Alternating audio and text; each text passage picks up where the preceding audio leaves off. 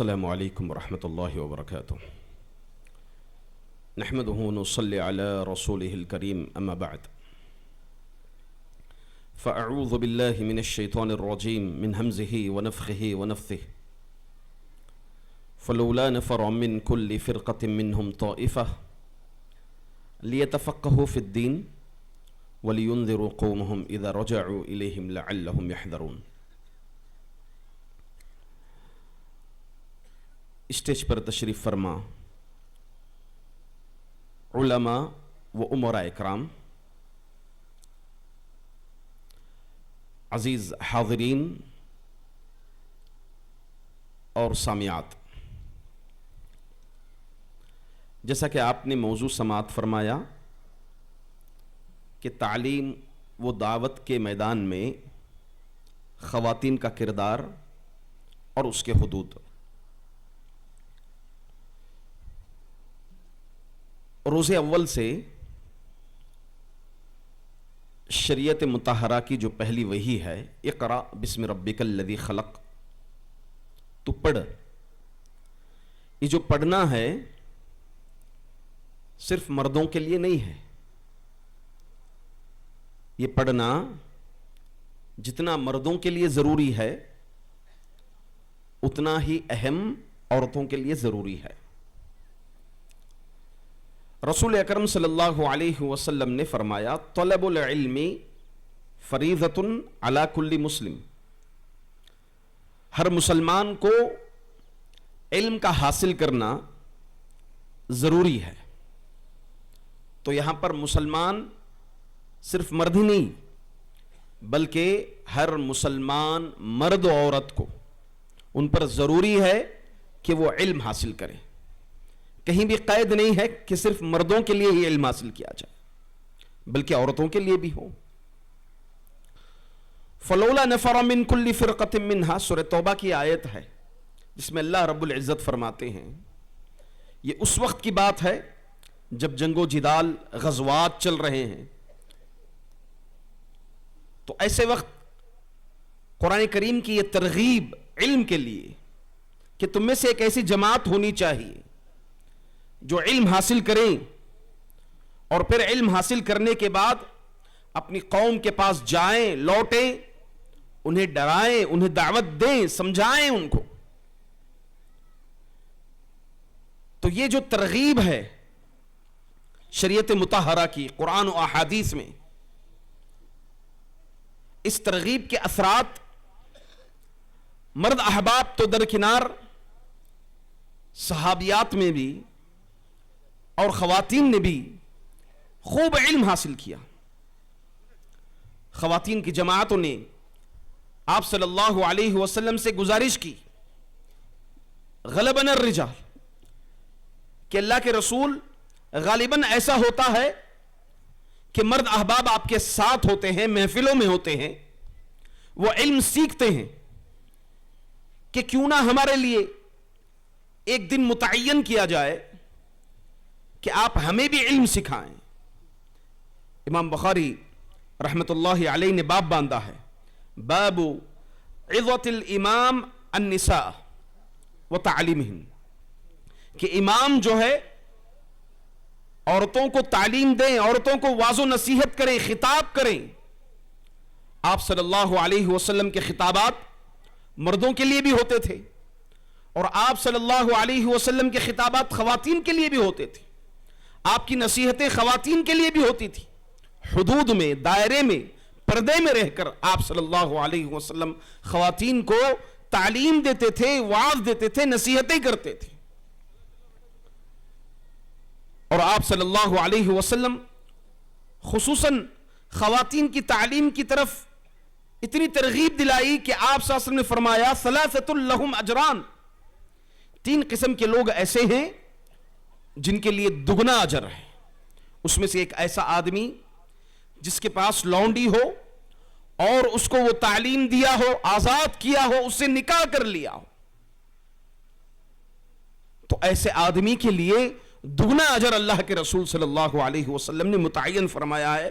اور اس حدیث کے تھرو سے علماء کا کہنا یہ ہے کہ مرد کو چاہیے کہ وہ اپنی عورت کو، اپنی بیوی کو تعلیم دے، علم سکھائیں۔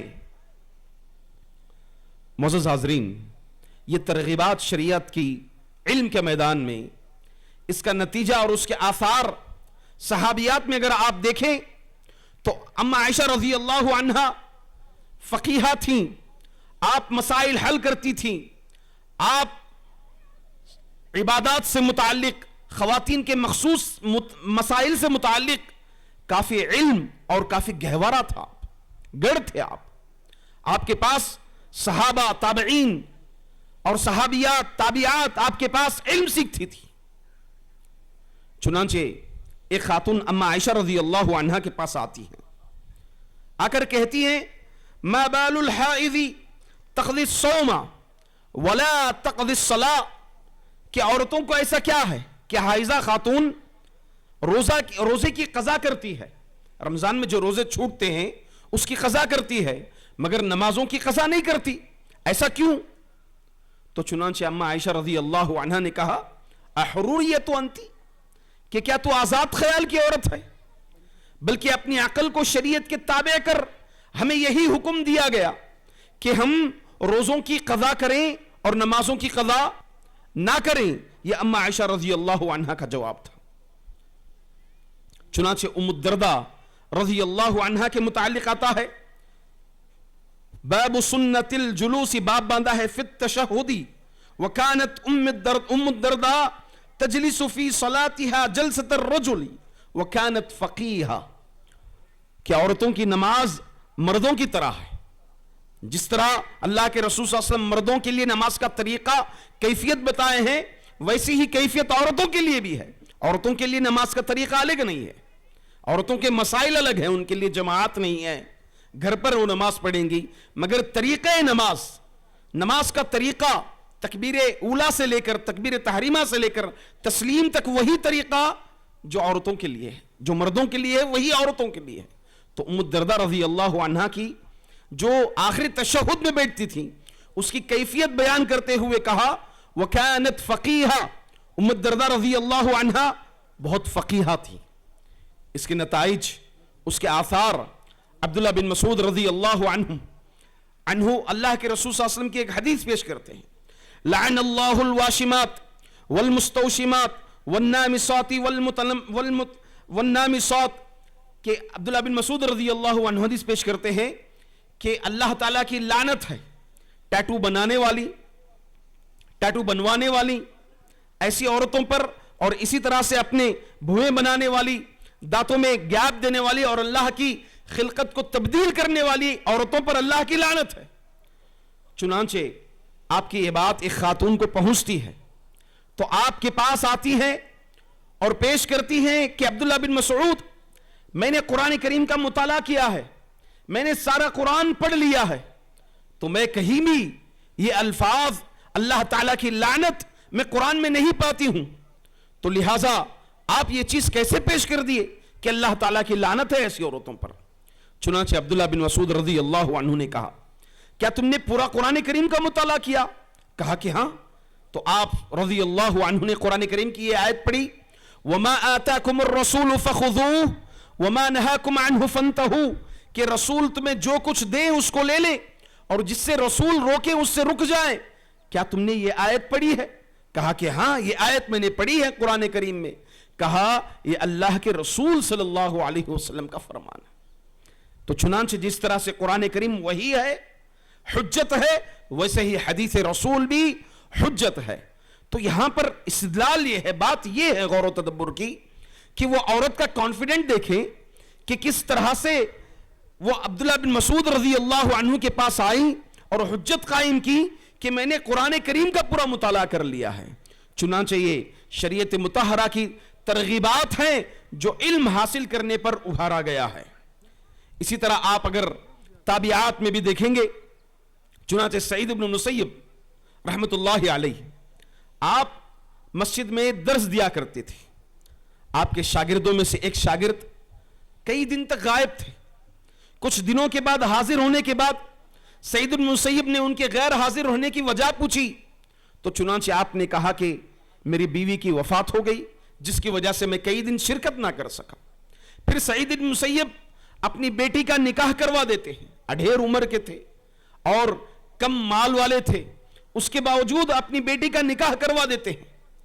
اس کے بعد نکاح ہونے کے بعد, رخصتی کے بعد, وہ شاگرد سعید بن مسیب رضی رحمت اللہ علیہ کی مجلس میں علم کے لیے نکلتے ہیں.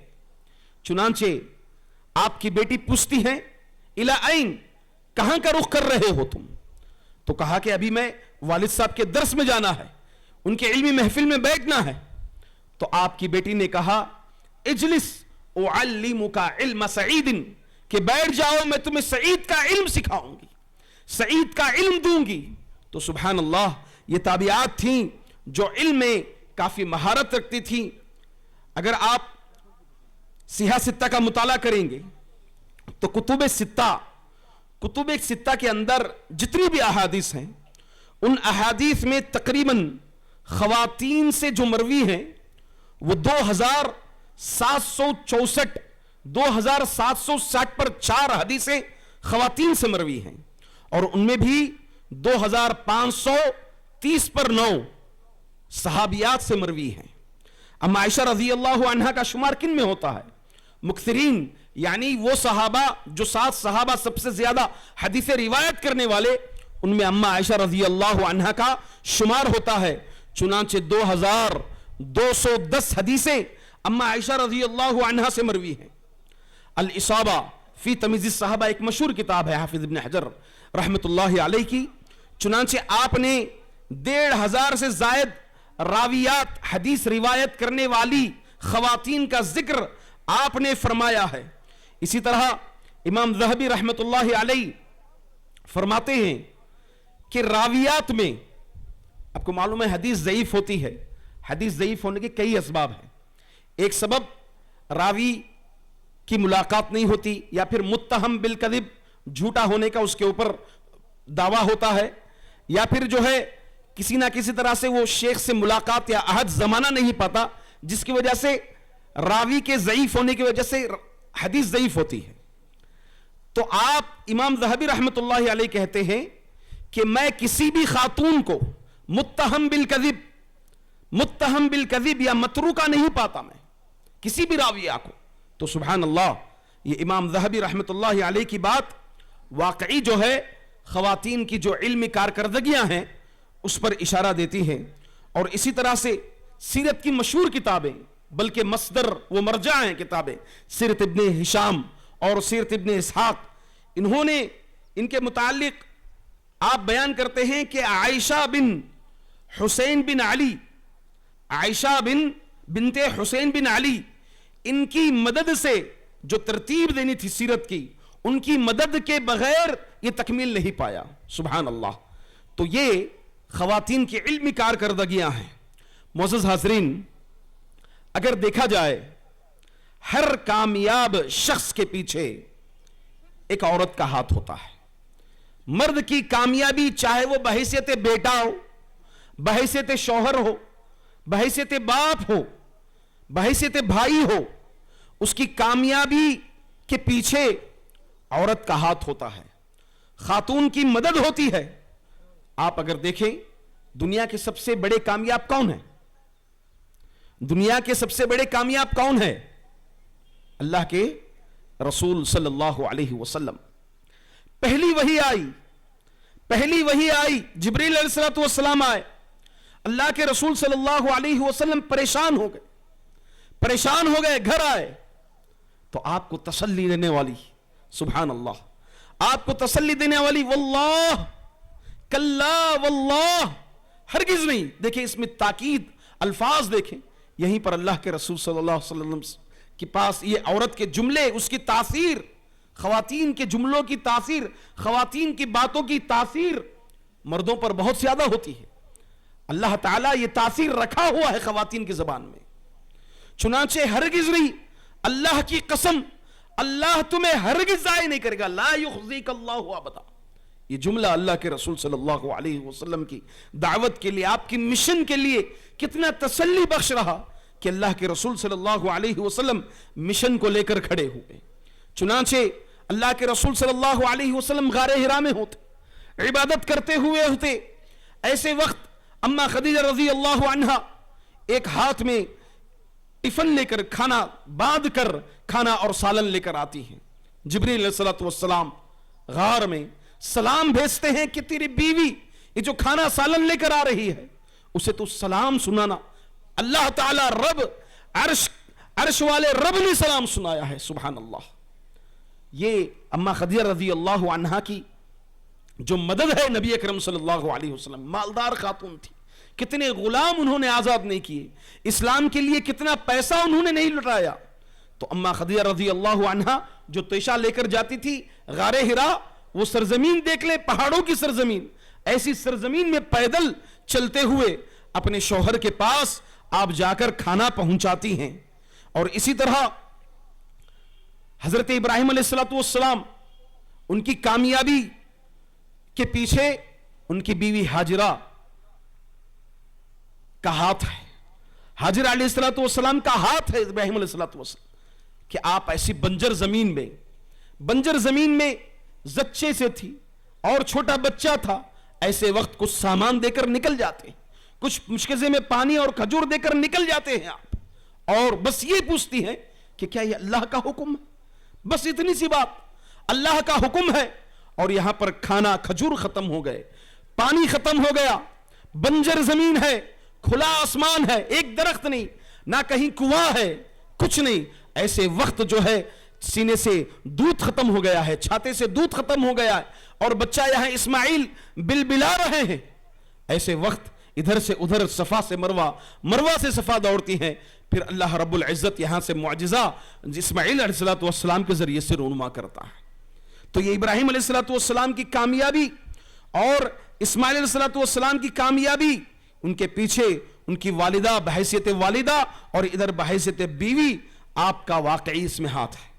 यकीनन माओं का शदीद ताल्लुक औलाद से होता है, इसीलिए इमाम शाफई रहमतुल्लाहि अलैहि फरमाते हैं वल बनातु इलल उम्महात अमीलु वलिकौलिहिन अरगब, फरमाते हैं कि बेटियां ज्यादा माइल होती हैं बच्चों की तरफ। तो आप कहते हैं कि बच्चियां नहीं बल्कि बच्चे भी जो है माओं की तरफ ज्यादा माइल होते हैं, माओं की बातें ज्यादा असर करती हैं।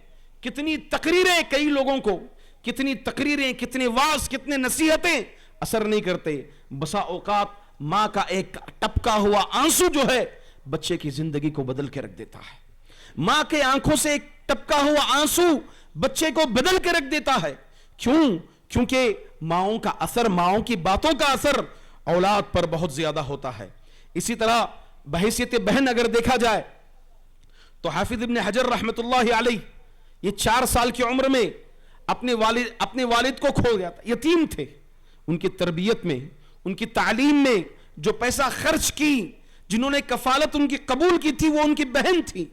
चुनांचे जिक्र आता है कफलतहु उख्तुहु बाद मौति अबी, उनके वालिद के मौत की बाद उनकी बहन ने, हाफिज इब्न हजर की बहन ने उनकी कफालत की। यहां तक के हाफिज इब्न हजर रहमतुल्लाहि अलैहि एक आलिम बने। उनके इल्म और उनकी कामयाबी का राज उसके पीछे उनकी बहन का था। इसी तरह इमाम शाफी रहमतुल्लाहि अलैहि, उनकी तरबियत, उनकी तालीम पर उनकी मां का असर, और इसी तरह से दीगर अइम्मा अस्लाफ को, इमाम अहमद बिन हंबल रहमतुल्लाहि अलैहि को भी देख ले आप, उनके पीछे कामयाबी के पीछे एक औरत का ही राज है। मोअज़्ज़िज़ हाज़रीन, औरतों की तालीम बेहद जरूरी है, औरतों की तालीम बेहद जरूरी है। क्यों? क्योंकि सबसे ज्यादा गुमराही का सबब, गुमराही का चांसेस, अगर इल्म ना हो तो ज्यादा गुमराही के चांसेस औरतों के अंदर होती हैं। आप देख लें मज़ारों में ज्यादा कसरत तादाद किसकी नजर आती है? मर्दों के मुकाबले औरतों की ज्यादा तादाद नजर आती है। औरतों की तादाद सबसे ज्यादा नजर आती है और ईमान की बहुत कमजोर होती है। तो इस लिहाज से बहुत ही बेहद और बहुत जरूरी है औरतों की तालीम। चुनांचे अल्लाह के रसूल सल्लल्लाहु अलैहि वसल्लम एक पेशन गोई जो हदीस में की थी, अबू हुरैरा रज़ियल्लाहु अन्हु रावी है, फरमाते हैं कि कबीले दोस्त क़ियामत कायम होने से पहले पहले ये चीज रूनुमा होकर रहेगी। कबीले दोस्त की खवातीन ज़िल ख़वैसा नामी बुत का तवाफ ना कर ले, यानी जजीरे अरब में, अरब के अंदर ये चीज होके रहेगी کہ اس قبیلے کی خواتین کا ذکر یہاں پر موجودہ ہے, ذکر آیا ہے, تو اس سے معلوم ہوتا ہے کہ ایمان کی کمزوری, ضلالت کا سبب عورتوں میں بہت زیادہ ہوتا ہے, اور وہ لا علمی کی وجہ سے. اسی طرح جب دجال کا فتنہ رونما ہوگا, دجال کے فتنے کے وقت ان کے بھائی, خواتین کے شوہر, ان کے باپ عورتوں کو ستونوں سے باندھ کر رکھ دیں گے, کیونکہ اس فتنے کی زد میں جو زیادہ تعداد آئے گی وہ عورتوں کی تعداد ہوئے گی. اس لیے عورتوں کی تعلیم بے حد ضروری ہے.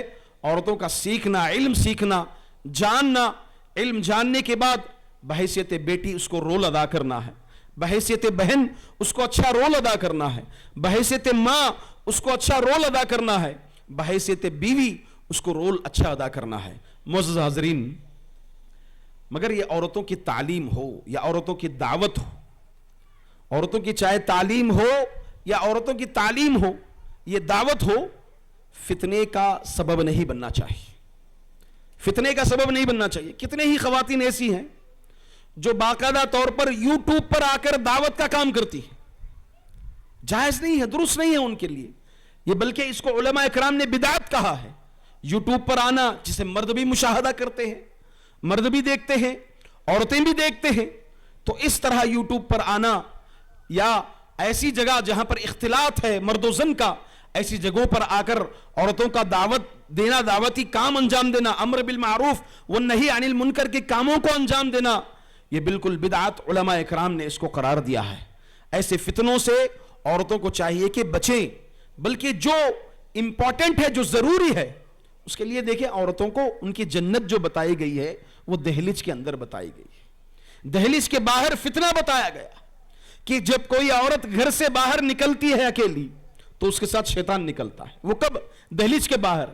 دہلیز کے اندر اس کے تعلق سے اللہ کے رسول صلی اللہ علیہ وسلم نے کہا کہ عورت اگر 4 کام کر لے, کیا کام؟ 5 وقتہ نماز ادا کر لے, رمضان کے روزے رکھ لیں, اپنے دامن کی حفاظت کر لیں, اپنے شوہر کی خدمت کر لیں, اطاعت کر لیں, اس کے لیے کل قیامت کے دن کہا جائے گا کہ جنت کے 8 دروازے کھول دیے جائیں گے, کہا جائے گا جس چاہے دروازے سے داخل ہو جائے. تو عورتوں کی جو جنت بتائی گئی ہے وہ گھر کے دہلیز کے اندر بیان کی گئی ہے, گھر کے باہر. اسی طرح اسفار جانا, دعوت کے کام کرنا, یہ عورتوں کے لیے علماء اکرام اس بات سے روکے ہیں. لہٰذا وہ دائرے میں رہتے ہوئے, حدود میں رہتے ہوئے وہ اپنے دعوتی امور کو انجام دیں, خصوصاً گھر کے اندر بحیثیت بیٹی, بحیثیت بہن, بحیثیت ماں اور بحیثیت بیوی اس کو اچھی طرح سے رول ادا کرنا ہے, جیسا کہ ہمیں زندہ مثالیں ملتی ہیں اور میں نے آپ کے سامنے بیان کیا ہے. بس انہی چند امور پر اپنی بات کو ختم کرتے ہوئے اللہ تعالیٰ سے دعا کرتا ہوں کہ اللہ رب العزت ہماری خواتین کو علم دین حاصل کرنے کی توفیق عطا فرمائے, اور ہم تمام کو بحیثیت ذمہ دار اپنی بیویوں کو, اپنی بچیوں کو, اپنی ماؤں کو تعلیم دینے کی توفیق عطا فرمائے. آمین. السلام علیکم ورحمۃ اللہ وبرکاتہ.